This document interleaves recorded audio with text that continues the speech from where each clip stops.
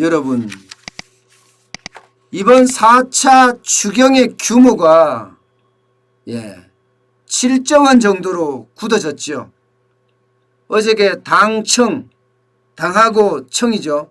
뭐 거기는 정부라고 이야기할 수도 있나요? 어쨌든 당청이 합의를 한 내용을 보면요, 7조 원 중반대로 4차 추경을 하기로 했습니다. 야, 추경을 보면 진짜 어마어마하죠. 어마어마하죠.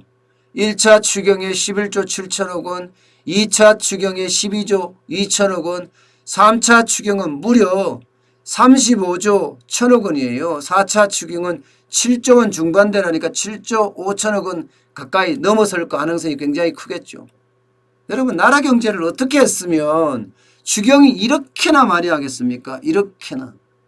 지금까지 59조를 했는데 7조 중반을 하게 되면 얼마가 돼요? 66조 중반이 됩니다. 66조를 헐 넘어서게 됩니다. 나라 살림을, 죄송합니다, 이 말 한마디 쓰겠습니다, 개판으로 했다는 뜻이에요. 개판으로.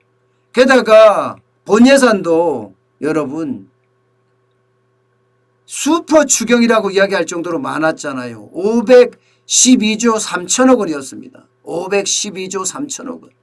여기다가 66조 5천억 원 가량 지금 추경을 했다는 게 이게 말이 될 법한 이야기입니까? 나라 살림을 진짜 못 살았다는 거예요. 그냥 퍼주기 일색이었다는 거예요. 퍼주기 일색. 현금 폭탄에 보건복지 분야에 뭐 200조를 썼다, 180조를 썼다. 그런데 좋아진 게 뭐냐고요. 사실 우리 경제만 더 나빠졌지 않나요? 4차 추경까지 가고요. 66조 5천억대 이러면 역대 최대의 추경입니다. 역대 최대의 추경. 59년 만에 처음이다. 1961년도에 있고 처음이라는 거예요. 여러분, 대한민국의 위기가 어디 한두 번이었어요? 1차 오일쇼크도 있었고요. 2차 오일쇼크도 있었습니다. 그리고 IMF 외환위기도 있었습니다. 여러분, 금융위기도 있었습니다. 그런데 이렇게까지 추경한 적은 단 한 번도 없습니다. 단 한 번도. 이거는 정부의 무능입니다. 100% 무능이고요. 4차 추경까지 66조 원을 넘는 돈, 이거를 그냥 뿌렸다는 것은요, 얼마나 우리 혈세가 우스운지 보여주는 거예요. 여러분, 사실 더불어민주당 이러면 여러분도 잘 아시잖아요. 지금까지 어떻게 했습니까? 보수 정권이 집권을 했을 때마다 혈세 쓴다고 진짜 난리도 아니었어요. 난리도. 그러면서 코로나 핑계 삼아서 말입니다. 빚을 엄청나게 내서 빚으로 퍼주고 있으니 이거야말로 한심한 거 아니겠어요? 어느 누구도 나라 국간을 지켜야 하는 사람이 없습니다. 야당은 뭐 지킨다고 생각을 합니까? 야당도요, 할 역할을 제대로 못합니다. 66조 5천억이나 갈 때까지 야당은 뭘 했죠? 여러분, 다른 나라들은요, 재정준칙을 도입해서 재정준칙을 법제화했습니다. 제가 야당이 움직여야 될 게 바로 이 재정준칙을 법제화하라는 거예요. 박근혜 대통령의 비난 엄청나게 많이 하지만 박근혜 대통령은요, 재정준칙을 아주 잘 철저하게 지켰어요. 나라 국간을 누구보다도 열심히 지킨 분이에요. 박근혜 대통령은요, 재정준칙을 GDP 대비 국가 채무 비율을 40% 내로 지키려고 노력했고 실제로도 지켰습니다. 재정 적자를 마이너스 3% 내로 유지하겠다고 지켰어요. 그런데 지금 문재인 정부는 과연 뭘 하고 있죠? 보세요. 국가 채무가 장난 아닙니다. 이대로 가면요, 847조의 4차 추경까지 예를 들었을 때 국가 채무 비율도 43.5%나 늘어납니다. 여러분, 문재인 정부가 출범하기 전에 국가 채무는 660조 정도였어요. 지금 벌써 850조에 육박해요. 문재인 정부가 끝날 때쯤 되면 1070조에 1070조. 그러면 400억이 늘어납니다. 여기에 공기업 부채 100조까지 늘어나면요. 500조가 늘어나요. 500조. 1년에 100조씩 늘렸어요. 1년에 100조씩. 야, 참 마음대로 쓴다. 그죠? 원 없이 현금 써보는 거 아닌가요? 여러분들도 한 집안의 가장이죠. 여러분들도 한 사회의 일원이고 또 한 기업의 어느 한 축을 담당하고 있는 분들일 거예요. 대부분이요. 여러분 돈 이렇게 쓰십니까? 여러분 돈 이렇게 안 쓰시잖아요. 예. 마구마구 퍼쓰는 거 안 합니다. 계획성 있게 씁니다. 계획성 있게. 그때 예. 추경을 해서 돈 뿌리고 표 사고 이런 짓 안 한다고요. 아마 여러분들이 진짜 어렵다 했을 때 빚을 내겠죠. 빚을 안 내겠습니까? 빚을 내지만 한 번 정도 낸다. 2번 낸다. 한 번 정도 이상을 내려고 생각을 안 할 거예요. 지금 문재인 정부는요. 정부가 4번 냈어요. 정부가. 이것도요. 예. 850조가 넘어가는 그런 빚을 냈단 말입니다. 도대체 1961년 이후로 최대 추경을 냈다. 추가경정 예산 빚을 냈다는 그 생각을 하니까 참 억장이 무너지네요. 억장이. 저도 경제 분야에 진짜 오랫동안 일을 했거든요. 기자만 하더라도 한 25년 26년 일했고요. 그런데도 불구하고 단 한 번도 이런 꼴을 본 적이 없습니다. 문재인 정부는요. 앞서 말씀드렸던 대로 부채 비율이 43.9%다. 44% 안 넘겼다. 이렇게 이야기하고 있거든요. 지금 보이는 것처럼요. 보시는 것처럼 4차 추경을 하더라도 44%를 안 넘는다. 이렇게 이야기해요. 이거 아니에요. 전혀 아니에요. 저는 거짓말이라고까지 이야기할 수 있습니다.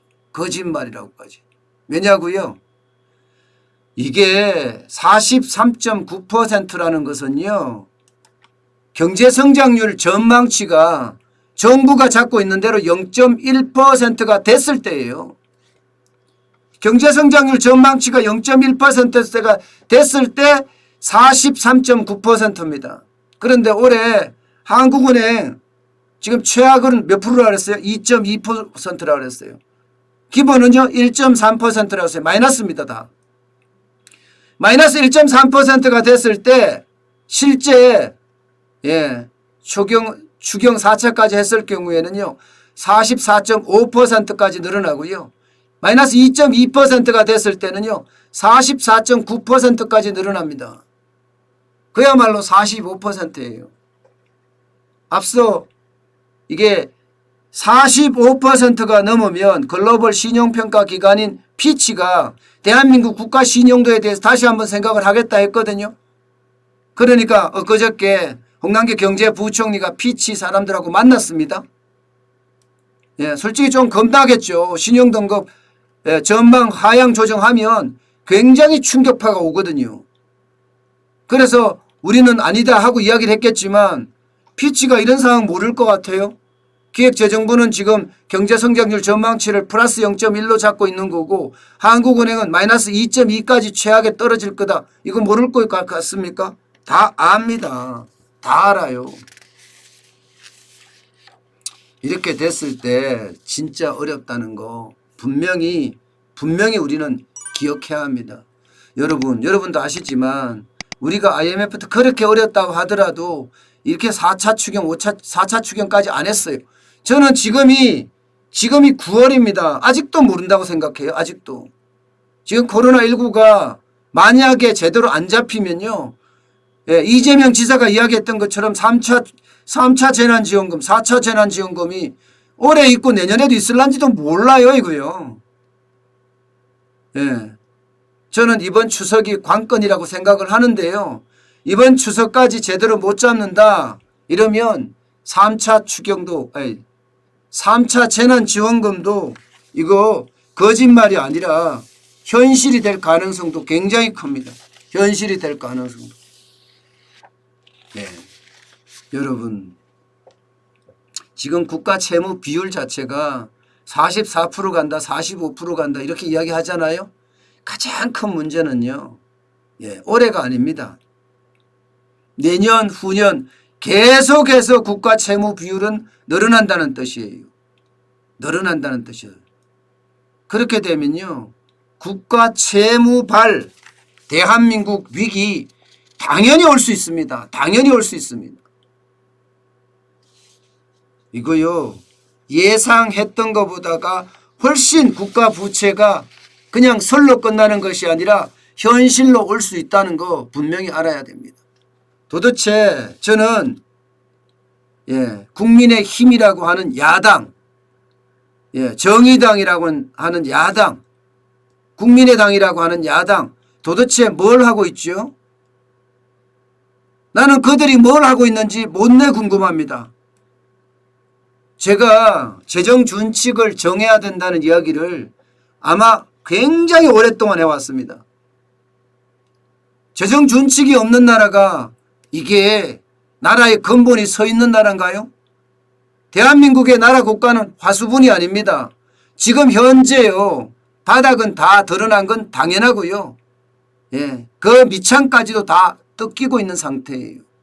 이런 상태에서 야당이 재정에 대해서 제대로 말을 안 하고 있다는 자체가 저는 웃겨요. 진짜 웃겨요. 지금 이 기회가 재정준칙을 당연히 만들어야 되고요. 그 재정준칙이 여러분 대한민국의 근본이 돼야 된답니다. 아니 예외조항을 좀 두더라도 분명한 재정준칙은 정해야죠.